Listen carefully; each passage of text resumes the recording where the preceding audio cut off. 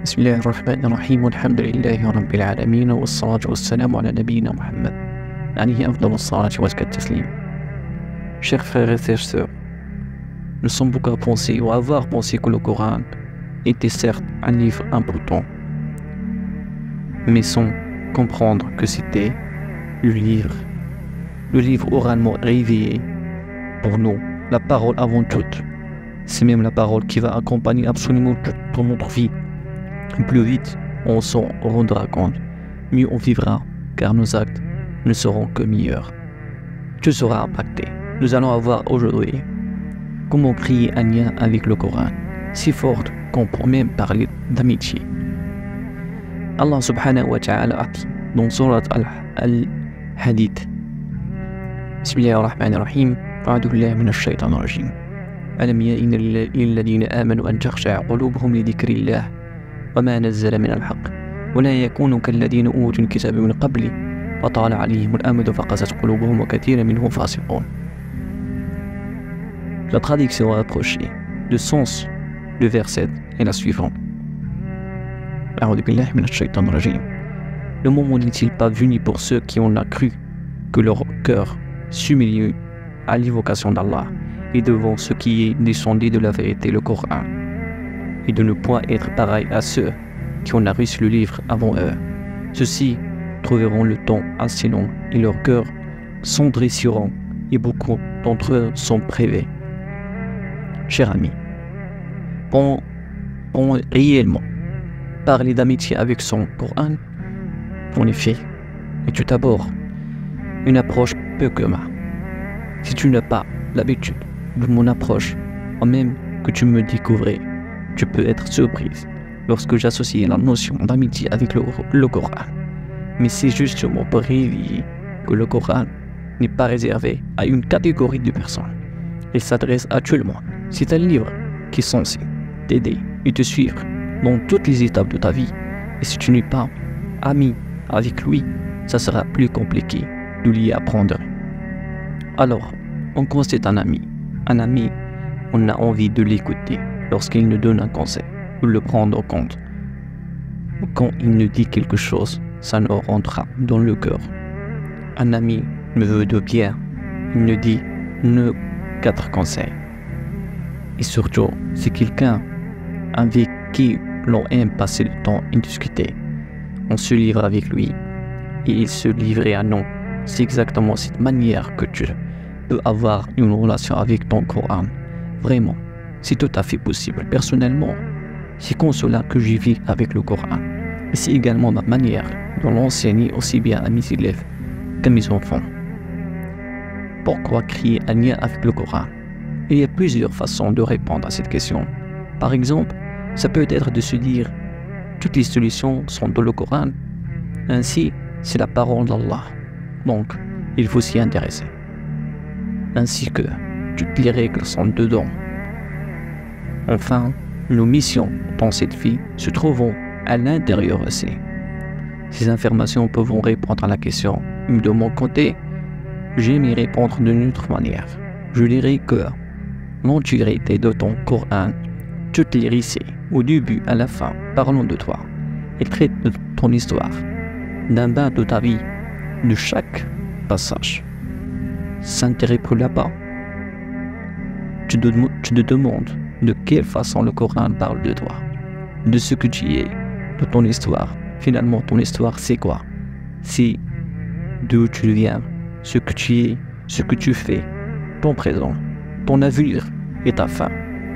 Dans mon approche, je te dis que le Coran répond à tout cela. Nous allons maintenant voir de quelle manière. Tout d'abord, retracer sa propre histoire.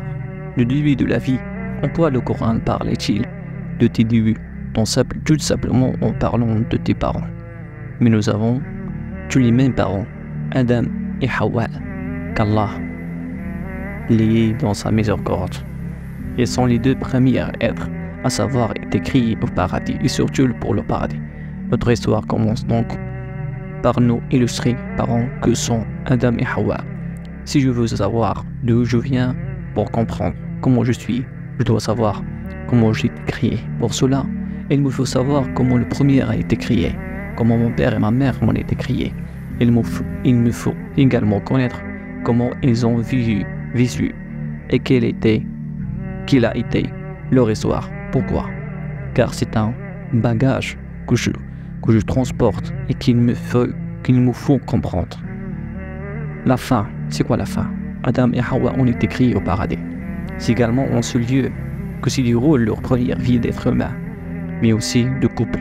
Je sais donc que de mon histoire s'inscrit un paradis, mais dans lequel je ne vis pas. Alors, que s'y passe-t-il? Le paradis, c'est un lieu magnifique, dans lequel on évolue nos parents. Ce lieu est énormément décrit dans notre Coran. Les détails qui s'y trouvent sont impressionnants.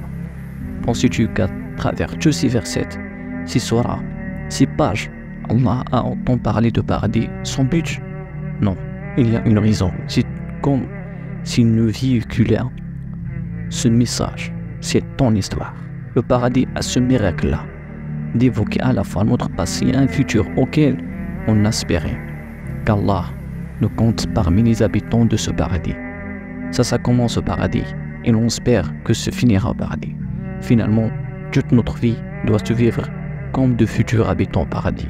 En effet, en mentionnant ce mot, je fais référence à mon passé, à ce que j'espérais dans le futur. J'ai donc pour marge de manœuvre comme mon présent. Entrepreneur et libre arbitre, qui est un lien avec le Coran pour retrouver le bonheur perdu. On parle de paradis comme de notre passé, mais aussi comme notre futur. Et entre deux, il y a des choses à faire. On ne peut pas se contenter d'attendre que le temps s'écoule en fermant les yeux et espérer qu'on les ouvrant, on se retrouve au paradis. Il n'y a pas de bonheur sur terre. Nous avons tous un sentiment de vide dans le cœur, dans l'âme et dans le corps. On sait que quelque chose de magnifique nous attend, mais ce n'est pas pour maintenant. Toute la vie va s'articuler autour de ce désir de retrouver cette mission perdue. Ce foyer où tout a commencé et où l'on a toute envie de venir. Le présent, c'est à moi de prendre tout mon bagage de passé, toutes les leçons que l'on tire pour atteindre un futur qui est mis d'écrit. La réalisation, on ne veut pas dépendre de ce que je fais maintenant. C'est donc une définition de destin, Al-Qadar. Nous avons toute une marge de manœuvre. Si maintenant, par exemple, en ce moment, tu choisis de me lire, de me voir, ce vidéo, moi, je choisis de te parler. C'est un choix. Personne ne t'a pas obligé, ne t'oblige. Mais c'était écrit que tu le feras. Si tu avais choisi d'aller te promener, de manger, de travailler sur l'ordinateur, de faire toute autre chose, ça sera aussi été écrit. Mais tu l'auras choisi au moment où tu l'as fait. Alors, connaître son rôle sur terre. Un cercle vertueux spirituel. Pourquoi c'est important de créer cette relation? Car ton Coran parle de toi, de ton histoire. S'il parle de toi, c'est qu'il te connaît. S'il te connaît, c'est qu'il a des choses à te dire. S'il te dit des choses, c'est parce que tu dois l'écouter. Et si tu l'écoutes, tu auras les réponses à tes questions et surtout, tu auras ta mission. Tu sauras ce que tu dois faire, comment tu dois le faire, et dans quelles conditions et dans quel but. Définis sa place. Définis votre place. Imaginez-toi dans une entreprise au sein dans laquelle tu ne connais pas ton poste. Tu ne sais ni ce que tu dois faire, en combien de temps tu dois effectuer ton travail, ni même quel sera ton salaire. Tu n'as aucune information. Tu penses pouvoir rester dans une entreprise pareille? Il est normal de vouloir un rôle, de savoir précisément ce que l'on attend de toi. En combien de temps tu dois l'accomplir et quelle sera ta rémunération? Avec ces éléments-là, tu peux ainsi t'organiser, définir tes moments de repos, savoir en combien de temps tu pourras faire les chances de monter, etc. Si le chef d'entreprise prend le temps de t'expliquer cela dès l'embauché, avant même de prendre tes fonctions, ne penses-tu pas qu'Allah Subhanahu wa ta'ala, le Seigneur des Seigneurs, le Maître des Maîtres, n'a pas pris des précautions semblables? Bien sûr que si. Il a même eu la sagesse de nous le consigner dans quelque chose d'accessible sur notre Coran. Si tout est dedans, il est donc accordé de bas, le meilleur ami que tu puisses arriver. Ensuite, ton Coran va te parler de tes hauts et de tes bas. Elle va te parler de tes moments de joie comme des difficultés. Tu le ressens dans les épreuves des personnages de passé relatés dans le Coran. C'est en quelque sorte la minuteur de ta vie. Tu vas pouvoir en retrouver les ponts et lire ton histoire à travers les récits de prophètes ou d'illustrées personnes d'Allah, car Allah a élevé un degré. Finalement, que tu seras jeune, âgé, riche, modeste, blanche, noire, marié, célibataire, maman ou non, timide ou pas, malade ou bien portant, ton histoire, Allah la connaît parfaitement. Ton Coran va la raconter intelligemment. Rappelez-toi, ton Coran, c'est la parole d'Allah. C'est finalement tout ce que Allah a à te transmettre, ce qu'il a jugé intéressant de te dire. Quel bonheur de se dire qu'Allah a pris le temps pour nous parler. Il me parle aussi de lui, de ce qu'il a créé, mais en me parlant de lui, il me parle également de moi et de ce que je peux faire pour moi. C'est pour cela qu'il nous faut créer un lien avec le Coran. On pense souvent qu'on fait les choses pour Allah, on donne à Allah, comme si on lui apportait quelque chose. Surtout pas. De la même manière qu'on ne lui diminuait rien, on ne lui augmentait rien. Autrement dit, on ne lui apportait rien. Tout ce qu'on va faire en direction d'Allah, en réalité, on le fait en notre direction. Tout ce qu'on va faire en son sens, tout ce qu'on va lui confier comme bonne action, comme bien, comme pensée, etc., il va les conserver avec bienveillance et nous les retourner d'une manière majestueuse. Allah, c'est comme quelqu'un à qui tu remets un dépôt, et qui va en prendre soin pendant ton absence. Quelqu'un qui va faire grandir son dépôt, de façon à le rendre encore plus précieux. Au moment où l'on en aura besoin, il va nous le restituer et l'on s'en tourna de la manière dont il nous est rendu tellement amélioré. Ceci est la baraka. Ce terme ne désigne pas seulement le bénédiction, c'est surtout lorsque Allah nous donne bien plus que nous espérons. Créer un lien avec le Coran pour se connaître soi-même. Il conviendra d'étudier comment ce Coran nous parle, analyser les mots qu'il emploie, les premières choses qu'il a dit, comme les dernières observées, aussi de ce qu'il a jugé utile de nous dire, ce qu'il ne nous dit pas, mais également sur quoi il situe, ces choses dont il a confié la parole à notre prophète alayhi salatu wassalam. Les fois où il a donné le micro à des prophètes, à des enfants, à des adultes, à des femmes, à toutes sortes de personnes afin de pouvoir s'identifier. Si tu es timide et tu n'aimes pas parler en public, je te conseille d'aller voir le côté du prophète Moussa alayhi salatu wassalam et d'essayer interaction. Je pense que tu vas te reconnaître et trouver des pistes pour t'améliorer. Si tu es quelqu'un d'ambitieux qui chérit les richesses, qui vise la réussite, le prophète Sulayman alayhi salatu wassalam aura sûrement quelque chose à t'enseigner. Si tu es quelqu'un de doux, qui a le cœur tendre, qui aime aider les autres et aime être entouré de ta famille, l'histoire du prophète Ibrahim alayhi salatu wassalam va te parler. Tout se trouve dans le Coran. Rien n'a été laissé au hasard. Les relations avec les frères et sœurs, avec les enfants, avec les parents, le travail, les affaires, le commerce, la santé, etc. Je souhaite vraiment qu'un maximum de personnes se rendent compte à quel point ils ont là une opportunité, une baraka, de voir le Coran à portée de deux mains et qu'ils réalisons aussi que la meilleure façon de s'accomplir de ce monde, c'est à travers le Coran. Autrement, on pensera s'accomplir, mais il y aura un manque, un vide. Ensuite, le Coran est un grand récipient qui ne demande qu'à être rempli. On pourra le remplir de tout ce qu'on veut. Si c'est en dehors de ce qui plaît à Allah, il y aura toujours un sentiment de vide.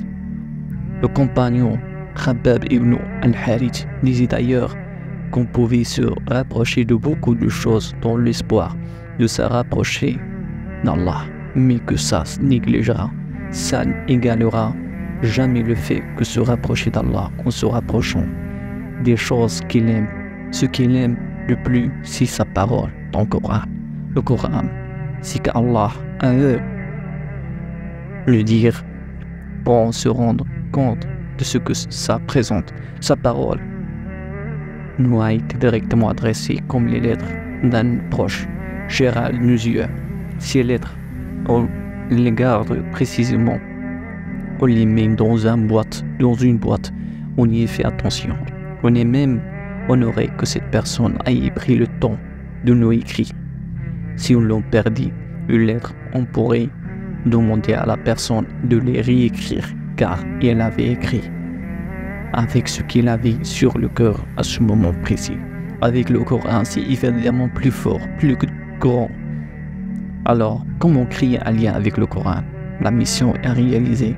Je te propose de réaliser une action en rapport avec ton Coran. Si tu l'acceptes, il te faudra. Première, consacrer un temps pour te remémorer la première fois que tu as pris conscience que le Coran existait. Si tu devais refaire les présentations entre ton Coran et toi, imaginez ce à quoi rassemblera. Tu peux même idéaliser cette scène. Deuxième, prendre tendrement ton Coran dans les mains. Lis la sourate que ton cœur choisira. Oui, ton cœur. En fait, Allah dit, n'a-t-il pas de cœur pour réfléchir?